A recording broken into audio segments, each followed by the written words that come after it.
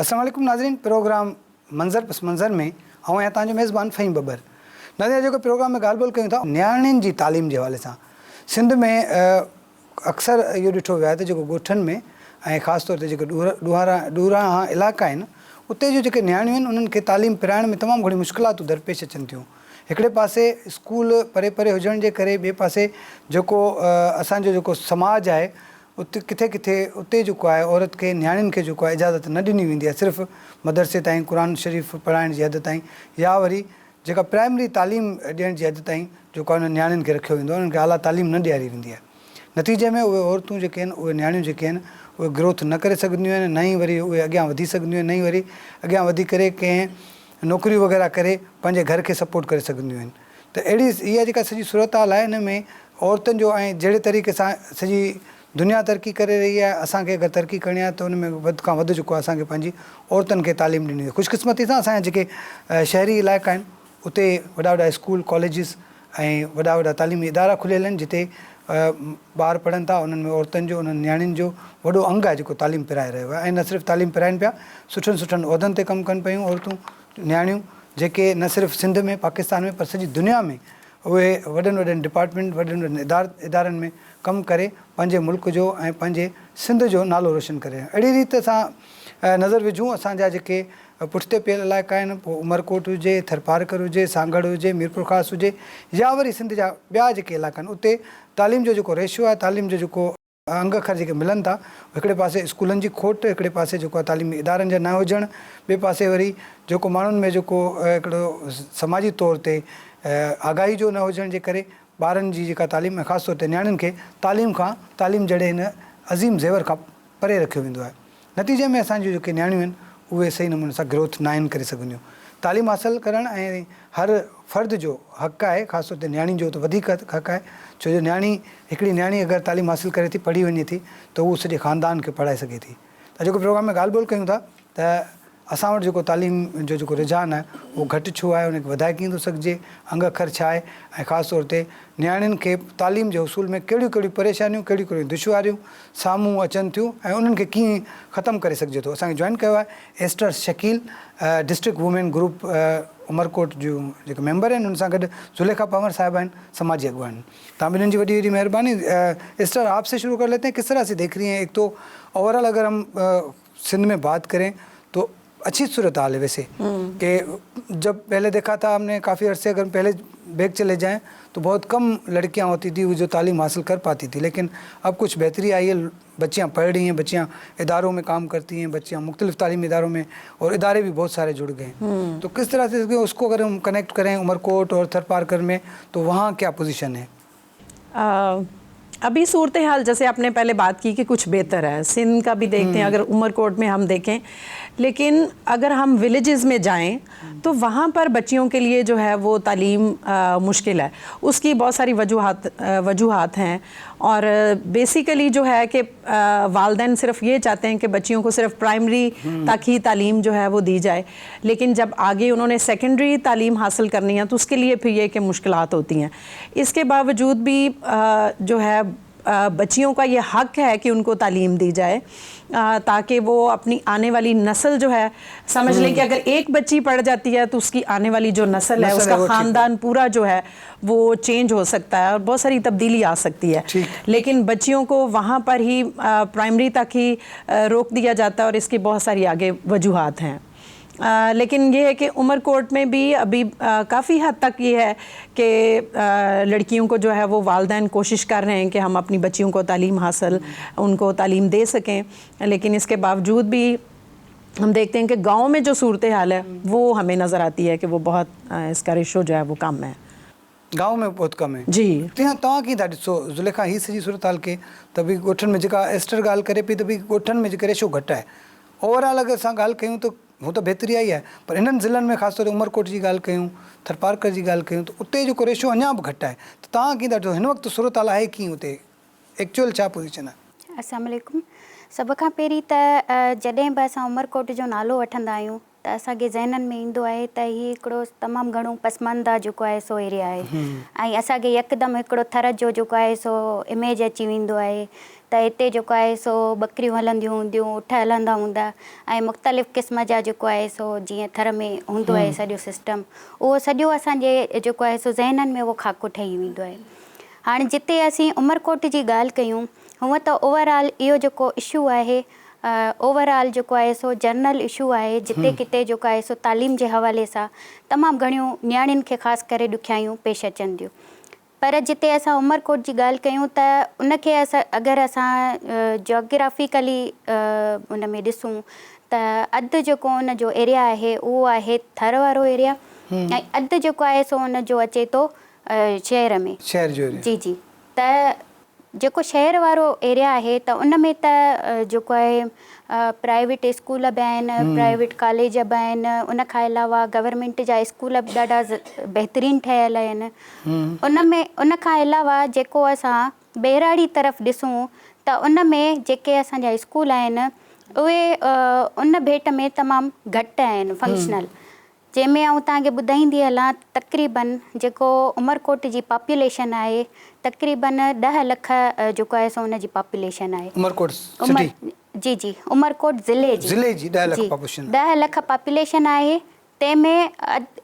अधु जेको आहे सो पॉपुलेशन उन में औरतूं आहिनि, तक़रीबन 5,73,000 खनि उन में जेको आहे सो औरतूं आहिनि। ऐं उन में बि जेकॾहिं असां जेको आहे स्कूलनि ते थोरो नज़र दौड़ाईंदासीं त उन में जेके असां वटि स्कूल आहिनि पूरे डिस्ट्रिक्ट में, त उन में जेके गवर्नमेंट प्राइमरी स्कूल आहिनि तक़रीबन मतिलबु 314 उन में स्कूल आहिनि, गवर्नमेंट गर्ल्स प्राइमरी स्कूल जेके आहिनि। अच्छा। ऐं उन खां अलावा जेको आहे गवर्नमेंट गर्ल्स हाई स्कूल जेके आहिनि उहे आहिनि 21 ऐं government girls lower secondary school जेके आहिनि उहे 16 आहिनि। 16 आहिनि, ठीकु। त उन मां तव्हां अंदाज़ो लॻायो त जेके प्राइमरी स्कूल आहिनि त उहे प्राइमरी स्कूलनि में जेके ॿारड़ियूं पढ़नि थियूं त उहे जॾहिं उतां खां निकिरनि थियूं ऐं अॻियां वञी हाई स्कूल में वञनि थियूं त ज़ाहिर आहे उते हाई स्कूल त आहिनि कोन मौजूदु, उन्हनि जो रेशो ई हिकिड़ो घटि आहे। त उन जे करे उन्हनि खे जेको आहे सो तमामु घणो ॾुखियायूं पेश अचनि थियूं। ऐं उन खां अलावा जेको आहे उते जूं जेके मिसिंग फैसिलिटीज़ आहिनि त उन में बि जेको आहे सो वीचारियूं नियाणियूं उते सही तरीक़े सां पंहिंजी तालीम खे नथियूं पढ़ी सघनि, उन्हनि खे तमामु घणियूं दुश्वारियूं पेश अचनि थियूं। त इहे सबब आहिनि ऐं इहे जेको आहे सो सूरत हाल आहे। इहा सूरत हाल आहे, मतिलबु तव्हां चओ था त स्कूल जेके आहिनि ॿारनि जे लाइ तमामु घटि आहिनि, ख़ासि करे नियाणियुनि जे लाइ। ज़ाहिर हिकिड़ा ॿार प्राइमरी मां ठीकु आहे पढ़ी था अची वञनि, पोइ उन्हनि खे अॻियां हाई स्कूल जे लाइ परे परे वञिणो पवंदो। बिल्कुलु परे परे वञिणो थो पवे ऐं उन में जेको आहे सो ज़ाहिर सी ॻाल्हि आहे जेकॾहिं असीं नियाणीअ जी ॻाल्हि कयूं त उन्हनि खे उते वञण में तमामु घणियूं दुश्वारियूं जेके पेश अचनि थियूं। उन्हनि में हिकिड़ो त पॉलिसी जेका असां वटि ठहियल आहे सिंध गवर्नमेंट जे तरफ़ां, त उन में A25A जेको कॉन्स्टिट्यूशन आहे उन मुतालिक़ जेको आहे सो हर ॿार खे तालीम जेको आहे सो ॾियारणु ज़रूरी आहे, उन जो बुनियादी हक़ आहे। पर उन में असां वटि छा थो थिए त उन में जेके छोकिरियूं आहिनि उहे असां वटि तमामु घणियूं मुतासिर थियनि थियूं। उन जो सबबु इहो आहे त हिकिड़ो त उहो जेके यूसीज़ आहिनि, हाणे जीअं ऐं तव्हांखे उमरकोट जो ॿुधायां त उमरकोट में टोटल 42 यूसीज़ आहिनि। त उन में तव्हां जेकॾहिं ॾिसो त उन में टोटल वञी 37 स्कूल थियनि था। त हाणे ज़ाहिर आहे हिकिड़ी यूसी में हिकिड़ो स्कूल बि जेको आहे सो कोन्हे। त हाणे उते जेके ॿिया ॻोठ आहिनि त उते उन्हनि ॻोठनि खां उते छोकिरियुनि खे अचण में कहिड़ियूं परेशानियूं पेश ईंदियूं हूंदियूं, ज़ाहिर आहे हुतां खां हू पंहिंजे घरनि मां निकिरनि। उन खां पोइ बिल्कुलु त हू जॾहिं उतां खां निकिरनि थियूं त उन्हनि खे तमामु घणियूं मुश्किलातूं पेश अचनि थियूं। ऐं परे ज़ाहिर आहे हिकिड़ो स्कूल आहे त उन में हिकिड़ो त हू निकिरी कोन थियूं सघनि ऐं जेकॾहिं का छोकिरी निकिरे थी त उनखे तमामु घणियूं मुश्किलातूं पेश अचनि थियूं। क्या कह रही थी आप इसको कनेक्ट? मैं इसी में हाँ जी ऐड करना चाह रही थी कि बहुत सारे विलेजेस में स्कूल ऐसे हैं जो बिल्कुल बंद पड़े हैं और वहाँ पर टीचर्स जो हैं वो कहते हैं कि हमारी पहुंच से दूर है, हम वहाँ नहीं जा पा रहे। اور اس لیے اسکول بند ہے اور پھر بچیوں کے لیے یہ بھی ایک دشواری ہے کہ وہ وہاں پر تعلیم حاصل کیسے کریں. اور اگر بوائز سیکشن ہے تو پھر والدین وہ بھی ڈرتے ہیں کہ ہم جو ہے وہ بوائز کے ساتھ اپنی لڑکیوں کو جو ہے وہ نہیں بھیج سکتے. تو یہ بھی ایک کہ بوائز کے ساتھ نہیں بھیج سکتے. اچھا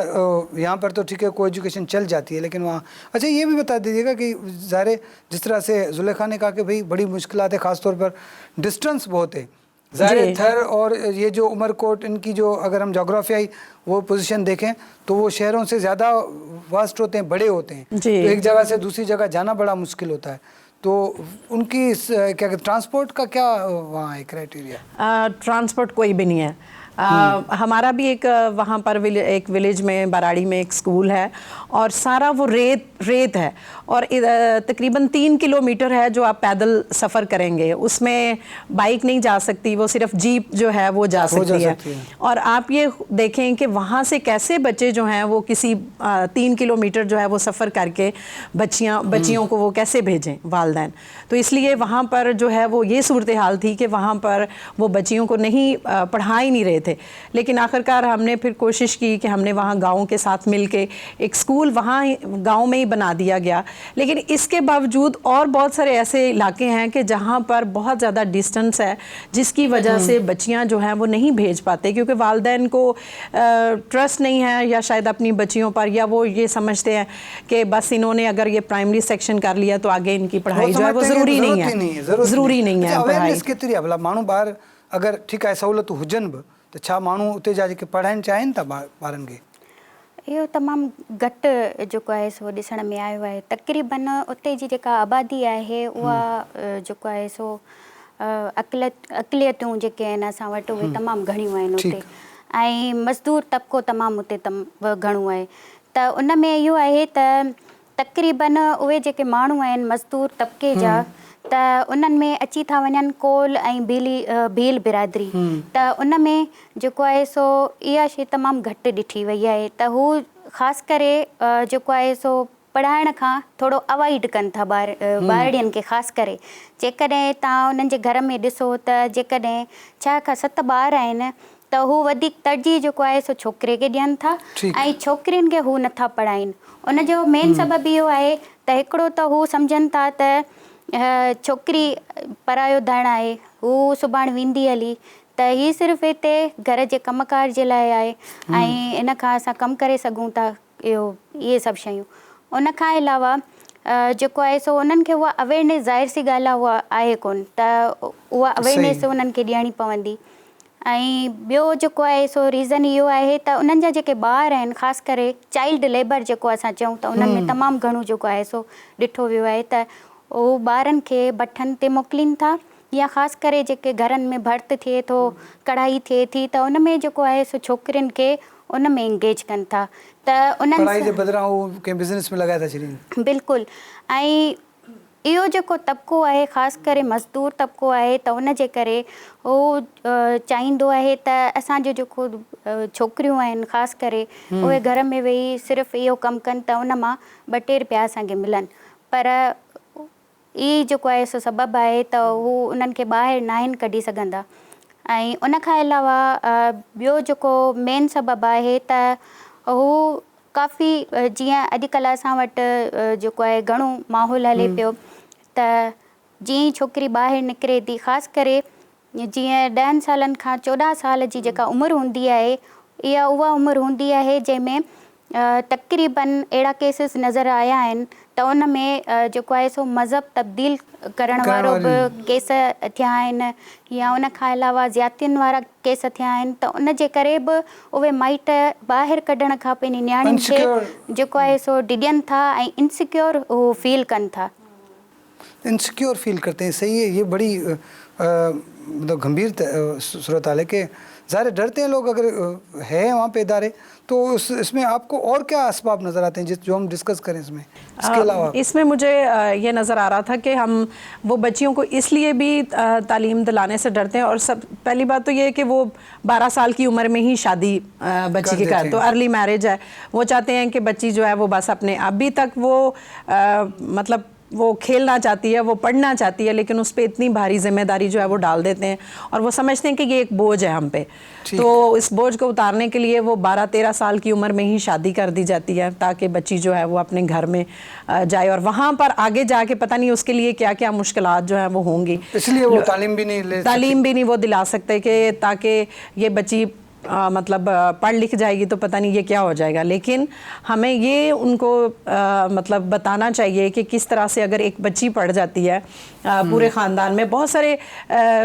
थर में मैंने देखा है, बहुत सारी मैंने वीडियोस भी ऐसी देखी हैं जो एक लेडी की अभी कल ही मैं वीडियो देख रही थी कि वो पोलियो उसको था, लेकिन इसके बावजूद भी उसने कोशिश की कि वो एक स्कूल में टीचर है और वो पढ़ा रही है, आसूबाई उसका नाम है और कोली कबीले से है वो, लेकिन उसने मेहनत करना छोड़ी नहीं, उसके बाप ने उसका साथ दिया और वो एक स्कूल में जो है वो टीचर है और उसने दूसरी मोटिवेशन, लड़कियों को मोटिवेशन दी कि आप भी जो है वो पढ़ सकें। तो ये एक बड़ा अच्छा तासुर है। जी बहुत सारे किरदार ऐसे हैं जो काम कर रहे हैं, लेकिन इसके बावजूद भी जो वालिदैन हैं वो काफ़ी चीज़ों से डरते हैं कि हम अपनी बच्चियों को तालीम जो है वो ना दिला सकें। बच्ची जवान होती है तो वहाँ उस इलाके में डर है कि एक तो मज़हब चेंज करने वाला ये वहाँ पे रुझान ज़्यादा है और उसके इनसिक्योरिटी ज़्यादा है कि बच्ची जाए और बड़े लेंदी रूट्स हैं और नज़दीक नहीं है, तो बहुत सारी कुछ ऐसी वहाँ पे चीज़ें असबाब हैं जो बच्चियों को ख़ास तौर पे उनकी रुकावट है इन सारी उसमें। ॻाल्हि ॿोल कयूं था, ब्रेक वठूं था, ब्रेक खां पोइ वरी कंटिन्यू कयूं था, वठूं था शॉर्ट कमर्शियल ब्रेक।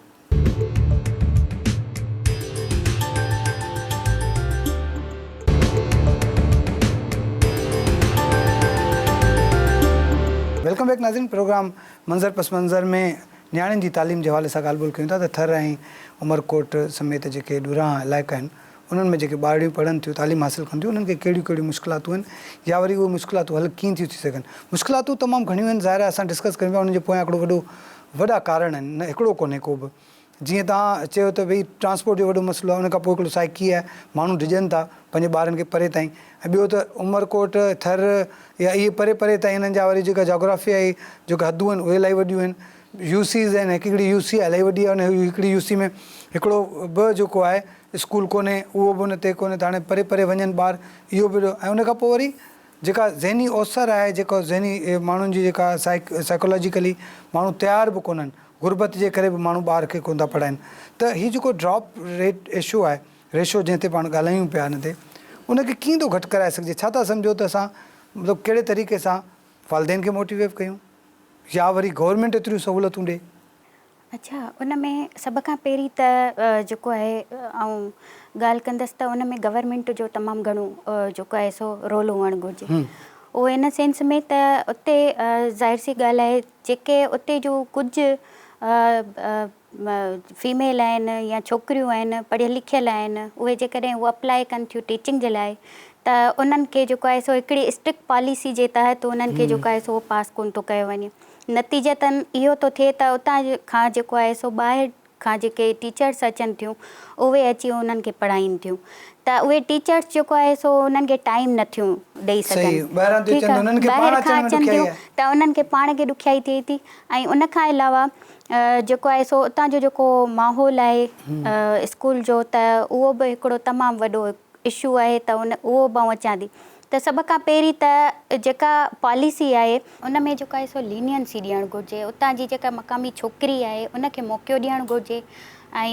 इहो जेको आहे सो जेकॾहिं थिए थो त उतां जूं जेके छोकिरियूं आहिनि उन्हनि खे मौक़ो मिली वेंदो ऐं उहे सही तरीक़े सां उन्हनि ॿारनि खे सही गाइड करे सघनि थियूं ऐं पढ़ाए सघनि। पर इन में इहो बि त आहे न, उते जो ॿार जेको आहे उते पढ़ियल लिखियल ई कोन्हे, उते का टीचर ई कान्हे, उते अप्लाई कोन था कनि, त पोइ उन्हनि खे कीअं मौक़ो? हाणे ज़ाहिर पढ़ियल लिखियल हूंदी तॾहिं हुनखे नौकिरी मिलंदी न। अच्छा, ईअं आहे त कुझु जेके आहिनि उते जूं मौजूदु अदियूं आहिनि, त तक़रीबन माना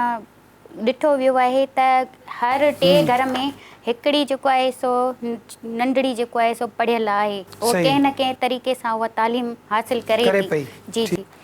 त हाणे इहो आहे त उनखे जेको आहे सो उहो अगरि मौक़ो ॾिनो वञे त हू बहितर तरीक़े सां उते परफॉर्म करे सघे थी। ऐं असां वटि अहिड़ा कई मिसाल असां वटि मौजूदु आहिनि जंहिंमें समारे शहर में हिकिड़ी अदी आहे असां वटि, अदी राजबाई, जेका DWG जी मेंबर बि आहे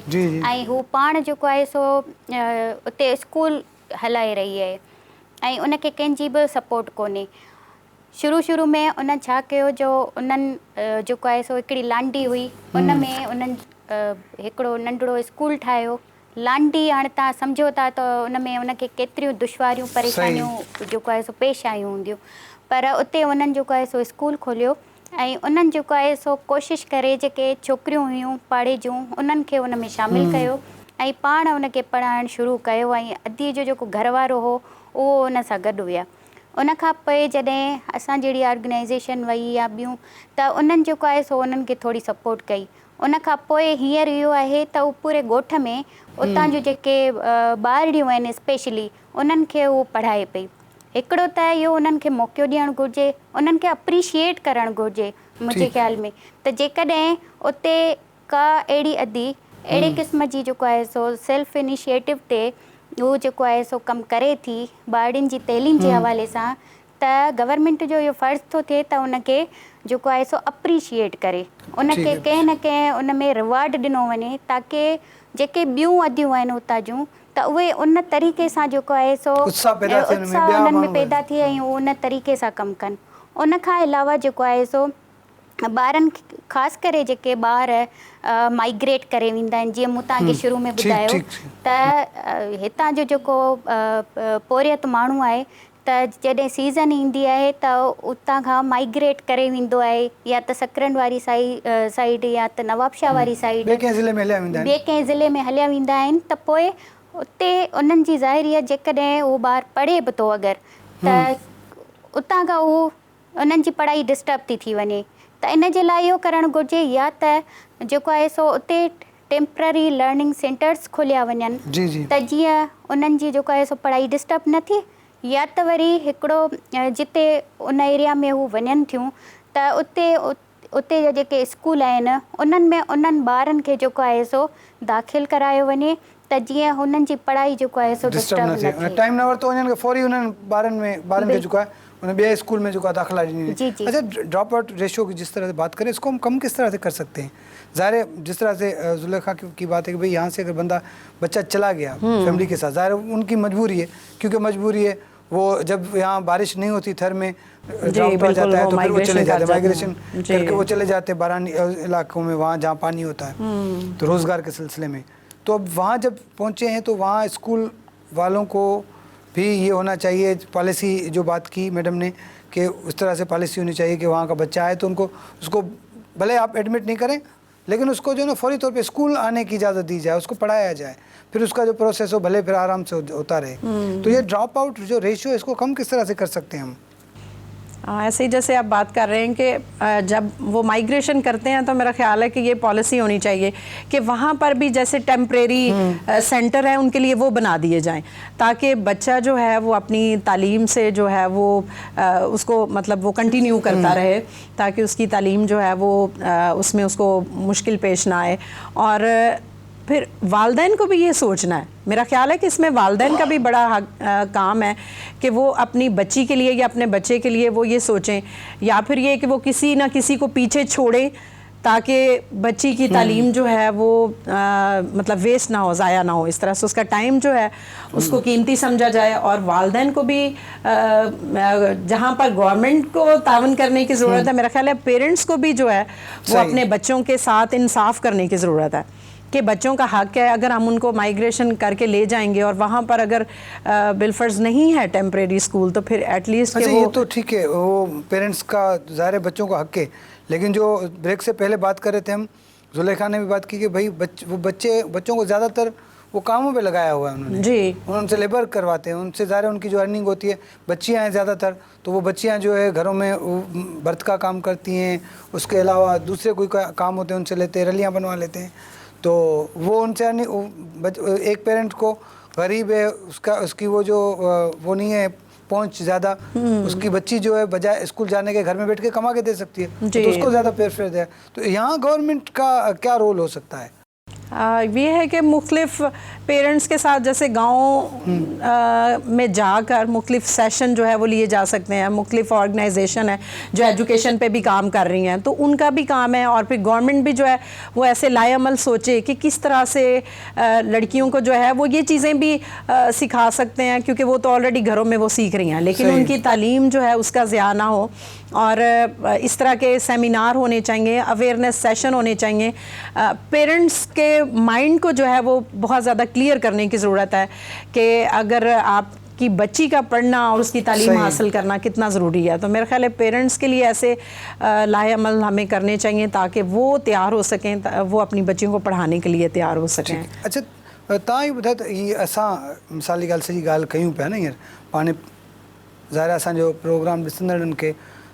ताईं इहो मैसेज वञणु खपे त हीअ तालीम तमामु घणो ज़रूरी आहे। तव्हां पंहिंजी ॿारड़ियुनि खे पढ़ायो, पोइ तरीक़ेकार कहिड़ो बि थी सघे थो। अगरि तव्हां किथे माइग्रेट करे था वञो तॾहिं बि हुननि जी पढ़ाई डिस्टर्ब न थिए, या तव्हांजी ॿारड़ी का अगरि किथे कमु करे थी, सुबुह जो तव्हां स्कूल छॾियो, शाम जो तव्हां उनखे, ऐं गवर्नमेंट खे बि खपे त भई जिते नंढड़ियूं नियाणियूं वञनि थियूं त उन्हनि खे सिक्योरिटी जो जेको आहे उहो सिस्टम अहिड़ो हुजणु खपे त का ॿारड़ी को माइट जेको आहे इनसिक्योर फील न करे। त हिते जेको असां वटि सुञाण धीरियूं आहिनि, ख़ासि तौर ते समाजी अॻुवान आहिनि, समाजी तंज़ियूं आहिनि, ख़ासि तौर ते जीअं अगरि आउं CSSP जी खणी ॻाल्हि कयां त CSSP मुख़्तलिफ़ हंधनि ते कमु करे पई, उमरकोट में बि कमु करे पई, मुख़्तलिफ़ माण्हुनि सां उहो एंगेज आहिनि, तालीमी इदारनि सां एंगेज आहिनि, मुख़्तलिफ़ तालीमी इदारनि में कमु कनि पिया। त अहिड़े तरीक़े सां जेको आम माण्हू आहे, जेको सुञाण माण्हू आहे, उनजो कहिड़ो किरदारु थो थिए सॼी जेका तालीमी स्ट्रक्चर खे बहितर बणाइण में, उहो छा था करे सघनि? सभ खां पहिरीं त जीअं एस्टर ॿुधायो त इहो जेको ड्रॉप आउट वारो जेको आहे रेशियो, त इनखे घटि करण जे लाइ त पहिरीं त इहो करणु घुरिजे त जेके असांजा SMCs जेके ठहियल आहिनि त हू जेको आहे पाण मिली ऐं उतां जूं जेके मोहल्ला कमेटीज़ आहिनि उहे ठाहिनि। उतां जे जेके मक़ामी पढ़ियल लिखियल बाशऊर अदियूं आहिनि त उन्हनि खे उहे गॾु करे उन्हनि जी जेका आहे सो हिकिड़ी कमेटी जोड़ी वञे, ऐं उहे उन कमेटी जो हिकिड़ो कमु हुजे त हू हफ़्ते में वञी उन स्कूल में उहा इनरोलमेंट जेका आहे सो उहे चेक कनि। उन खां पोइ जेकॾहिं हफ़्ते में हू मिसाल तौरु नथा वञी सघनि, घटि में घटि महीने में हू जेको आहे सो उन स्कूल में वञनि ऐं हू वञी उतां जी जेको आहे सो इनरोलमेंट खे चेक कनि। अहिड़े तरीक़े सां जेको आहे सो थी सघे थो इहो बहितर, छो जो उन खां पोइ जेको आहे सो पुलिस हिन में पंहिंजो रोल किरदारु अदा करे सघे थी। त उन में पुलिस जो इहो किरदारु थी सघे थो त ज़ाहिर सी ॻाल्हि आहे, जेकॾहिं असां ॻाल्हि कयूं पिया छोकिरियुनि जी तइलीम जे हवाले सां, त तइलीम त जेको आहे सो हर कंहिं ते फ़र्ज़ु आहे, त उन मुतालिक़ पुलिस उन में बहितरीनु जेको आहे सो किरदारु अदा करे सघे थी। उन में जेके पेरेंट्स पंहिंजे ॿारनि खे नथा छॾीनि या उन्हनि खां ज़बरदस्ती हू पोरियो कराइनि था, त उहे जेको आहे पुलिस उते वञी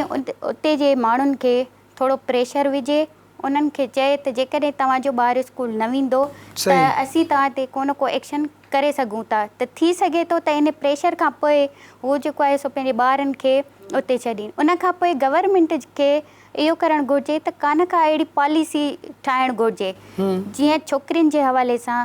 मिसाल तौरु त जेकॾहिं छोकिरी पढ़े थी ऐं स्कूल वञे थी त हिकिड़ी अहिड़े तरीक़े सां बि पॉलिसी जोड़ी वञे त हू जेकॾहिं ॿारु जेको आहे सो पंहिंजे घर मां निकिरे थो, पेरेंट्स हुनखे छॾे थो, त पढ़ाई मुकमल करण खां पोइ जेकॾहिं मैट्रिक करण खां पोइ उनखे जेको आहे सो जीअं जहेज़ थी वियो त अहिड़े तरीक़े सां जेको आहे सो उन्हनि खे इहो वज़ीफ़ो थी वियो, कान का हेल्प जेको आहे सो करणु घुरिजे। बिल्कुलु अहिड़े तरीक़े सां कान का पॉलिसी जेको आहे सो ठाहिणु घुरिजे ऐं ज़रूरत आहे तमामु घणी, ख़ासि तौर ते इन्हनि पुठिते पियल जेके एरिया आहिनि, त उहो जेको आहे सो कयो वञे। ऐं उन खां अलावा जेको आहे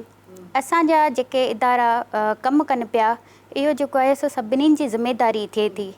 हर फ़र्द जी ज़िमेदारी थिए थी। ऐं जेके इदारा ख़ासि करे जेके एजुकेशन ते कमु कनि पिया या जेके उन्हनि एरियाज़ में कमु कनि पिया, त उहे जेको आहे सो उते जेके सेशन्स आहिनि उहो कंडक्ट करे उते जे माण्हुनि सां मिले, उन्हनि खे जेको आहे सो सेंसिटाइज़ करे उन्हनि खे जेको आहे सो नियाणियुनि जी अहमियत जे बारे में ॿुधाइनि। त अहिड़े तरीक़े सां आउं सम्झां थी त ये जेको आहे सो बहितर थी सघे थो। बेहतर से आप क्या कह रही थी इसमें कि ये जो ड्रॉप आउट रेशो का तो हमने बात करी कि किस तरह से हम कर सकते हैं। अब जो हमारा किरदार है, समाजी जो रहनुमा हैं, जो समाजी तंजीमें काम करती हैं, उनको अवेयरनेस की बड़ी किस तरह से अवेयर कर सकते हैं हम लोगों को? मेरा ख्याल है कि गांव में जाके ख़वातीन के साथ जो है ये सेशन होने बहुत ज़रूरी हैं, ताकि हम उनको बच्चों की तालीम की अहमियत के बारे में उनको अवेयरनेस दे सकें कि वो किस तरह से अपनी बच्चियों के लिए जो है उनको तालीम दिला सकें। ये बहुत ज़रूरी है। और प्रैक्टिकली भी हम ऐसे लोग ले जाके उनको दिखा सकते हैं कि ये देखें, जिन्होंने गाँव में ही रह के उन्होंने पढ़ा है और आज वो एक अच्छी पोस्ट पे हैं। और बहुत सारी ऐसी ख़वातीन हैं, जैसे मैंने पहले भी बात की कि वो आंसू भाई के बारे में, इस तरह और भी बहुत सारी होंगी। तो हम ऐसे प्रैक्टिकल भी लोग उनको दिखा सकते हैं कि उनके साथ वो मिलें, बातचीत करें और उनको और ज़्यादा इस पे मोटिवेट करें कि आप अपनी बच्चियों को जो है वो तालीम दिला सकें। जो बात जुलेखा ने की ना, वो भी बड़ी अहम है कि अगर हुकूमत चाहे तो हुकूमत को जो अपनी पॉलिसी में इन इलाकों के लिए थोड़ी चेंजिंग लानी चाहिए। जी बिल्कुल। इन इलाकों को जो सेपरेट करना चाहिए जी स्पेसिफिकली, इन इलाकों को जैसे वजीफे की बात की कि ऑलरेडी हुकूमत ने चले एक अच्छा ये काम किया हुआ है गवर्नमेंट ने कि वो दे रही है बच्चियों को, स्टूडेंट को दे रही है। लेकिन हम बात कर रहे थे जैसे कि भी उनके लिए अगर लड़कियों को जॉब मिल जाए तो ये भी एक अपॉर्चुनिटी एक बहुत अच्छी होगी कि गरीब बंदे को क्या चाहिए। जी बिल्कुल। अगर उसके कोई जहेज़ का अगर उसकी शादी हो रही है, या ये भी गवर्नमेंट कर सकती है कि 18 साल से पहले बच्ची की शादी नहीं हो सकती, ताकि 18 साल के बाद कोई ऐसी पॉलिसी उसके लिए बनाई जाए कि या तो जॉब दी जाए या उसकी जब शादी हो तो उसको जहेज़ दिया जाए। इस तरह के लाहे अमल जो है वो गवर्नमेंट को करने स्पेशल कदम उठाने पड़ेंगे। जी बिल्कुल बिल्कुल, ताकि हम अपना जो ये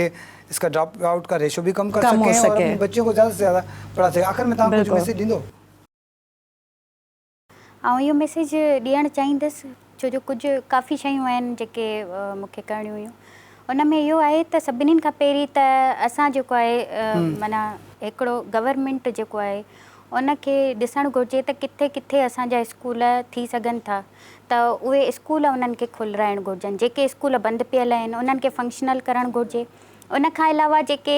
छोकिरियूं आहिनि उन्हनि खे जेके मसइला थियनि था मिसिंग फैसिलिटीज़ जे करे स्कूलनि में, त उहे मिसिंग फैसिलिटीज़ जेको आहे सो बहितर करणु घुरिजनि। छो जो हिकिड़ो छोकिरो त उते वञी उहो जेको आहे तालीम पिराए सघे थो ऐं उते उनखे कंहिं बि क़िस्म जी जेकॾहिं वॉशरूम बि अगरि इस्तेमालु करिणो आहे त उनखे ॾुखियाई कोन थी थिए। पर उते साॻी जाइ ते अगरि का न्याणी आहे त उनखे ज़ाहिरी आहे तमामु घणी परेशानी खे मुंहुं थो ॾियणो पए। उते कंहिं बि क़िस्म जो जेको आहे सो साफ़ पाणी मौजूदु न आहे। उन जे करे जेको आहे सो ॿार ख़ासि करे छोकिरियूं उते उन्हनि स्कूलनि में नथियूं वञनि।